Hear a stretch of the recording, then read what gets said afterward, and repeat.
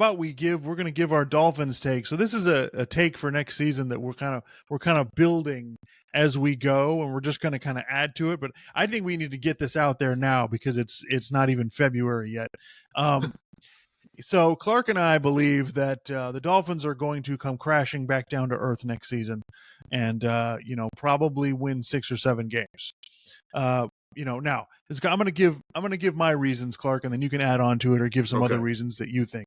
So number one, injuries. Look, Bradley Chubb, Jalen Phillips, Connor Williams, right? That's the center and the 2 pass rushers. They're not going to be back at the start of the season, right? Connor Williams and Bradley Chubb tore their ACL. Jalen Phillips tore his Achilles. They're not going to be back right away. So I have a hard time believing. So now we got to find somebody to play center, right? So they've got to try to re-sign Christian Wilkins. That's going to be a nightmare, right? They're probably going to give Tua a contract, and that'll be a problem for the future. But that doesn't necessarily affect next season. I think other teams are my second reason. I think other teams are catching up. I think the first year with Mike McDaniel, it took teams till about week 12, week 13 to kind of figure out what the Dolphins were doing. This year, I think it took till about week 5 or 6. Like, I'm not sure how many more rabbits you can continue to pull out of hats to continue to make the Dolphins offense, to survive against these teams. And honestly, it only works against bad teams at this point. So the good teams have already figured it out. And my third reason, the team's been built wrong the entire time. They built this team from the outside in. They're getting all these offensive weapons instead of building an offensive line like you need. Like, look how the Lions are built. Like, that's the right way to do it. That's how you survive when you have a quarterback who's not that mobile, who doesn't have that strong an arm. That's how you make him look really good, not having Tyreek Hill on your team.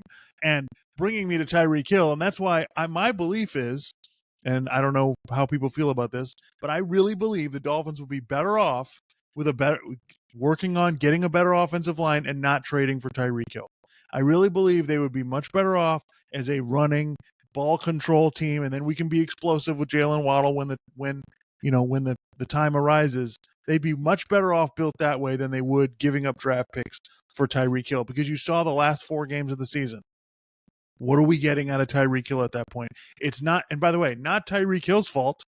It's just, we're not using our team as efficiently as we could. So anything to add on to that, and if you have any other reasons why we think the Dolphins are not going to be good next year? Well, those are all obviously really good. I know the Dolphins have a bunch of free agents this offseason, so that's going to be tough to re-sign them, especially considering they're top heavy. They got some really big contracts. How much longer is Tyreek Hill going to be an elite receiver? I understand you just had 2 years of getting 1,700 receiving yards, but you see he gets nicked up throughout the course of a season. He's just getting older. That's probably going to happen more often. How much longer is he going to be on the team? Well, that's sort of looking to the future. Just to interrupt you there, Clark, Tyreek Hill just had the best season of his career. Yeah. They can't beat good teams. Like, he's not going to get better next year. Right. Exactly. So there's obviously that to consider. And then it's like, guys, the not being able to beat good teams thing, that is a serious problem. And I need people to understand this, okay? The schedule hasn't come out yet, but you already know what teams you're going to be playing. You just don't know how it's going to be laid out, okay? The Dolphins have to play, obviously, the rest of their division. So you get the Patriots twice.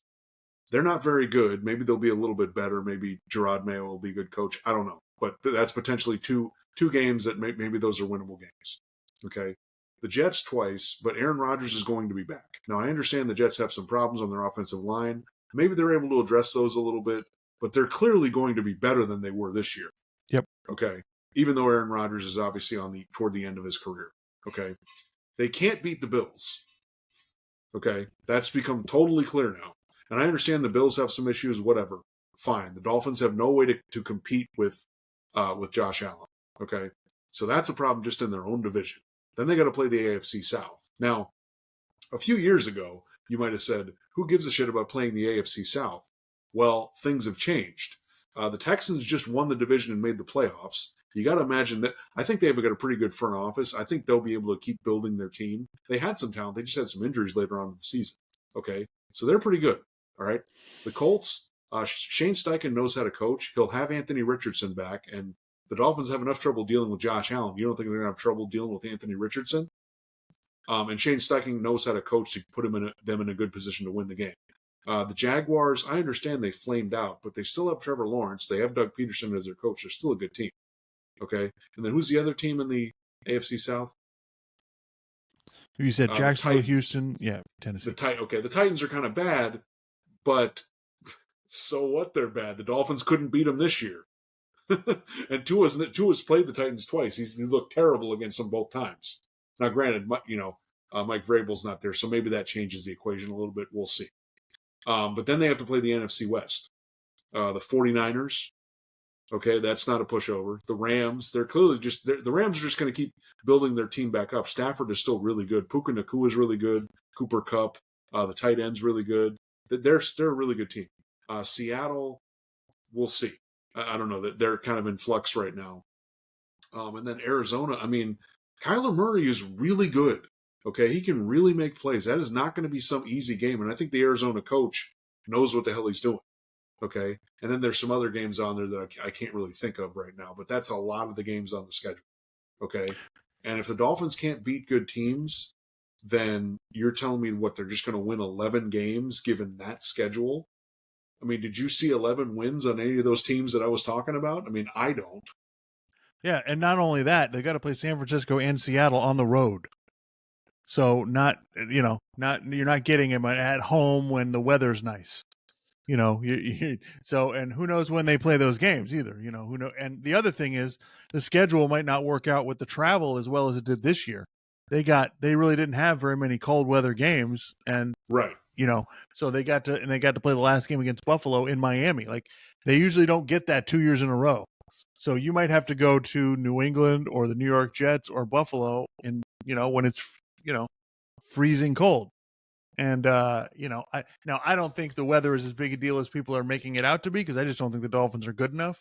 But right. Yeah, this is a serious issue. And so if the Dolphins are going to give the quarterback a contract and then go 7-10, like, it just brings up. And remember, the other thing is, and this is somewhat of a, maybe it's not the best argument, but I mean, every year in the NFL, there's like 6 or 7 different playoff teams. Okay. The Dolphins went from, making the playoffs every now and then to making the playoffs 2 years in a row. You think they're going to make the playoffs 3 years in a row? I mean, and I think people are, I don't want to go too much off on a tangent here, but I think people are mistaking this. They're like, oh, so what? Tua can't beat good teams. He's just got to get a little bit better. No. When they play good teams, their offense sucks, okay? Like, it absolutely sucks. They struggle to get first downs, okay? They score like 14 points. They can barely score, okay? So it's not just they're losing the games, it's the way that they're playing in the games. Not only that, in the second half of games, they can't score at all. I think the last 5 games, they scored 15 points in the second half total. So they got shut out against Buffalo. Right, they got shut out against Baltimore. They got shut out against Kansas City in the playoff game. So yeah, this is not a team that's going to go out and beat and like, to your point about the AFC, like, Jim Harbaugh just went to the Chargers. You don't think they're going to be good now? Like, Joe Burrow's coming back for Cincinnati. Like, they would have made the playoffs had he been able to play the whole season. Right. So there's a bunch of stuff in the AFC that these teams are not going to stay where they are. They're going to continue to improve. And so the Dolphins got 11 wins this year when you had a handful of teams down in the AFC that we don't expect to continue. The wrong idea. They're just like, oh, well, you made the playoffs 2 years in a row. That means you're just going to keep doing that, or that means you're on the way up.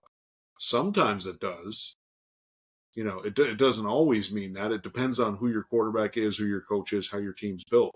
And the Dolphins, they got some, and that's the thing that people don't. That's the thing people need to understand. It's like, when you have salary cap issues, or you're having a rough year in terms of you lost some free agents or whatever the case is, you need your quarterback to be really, really, really good to make up for that. And some quarterbacks can do that. Tua is clearly not one of those guys.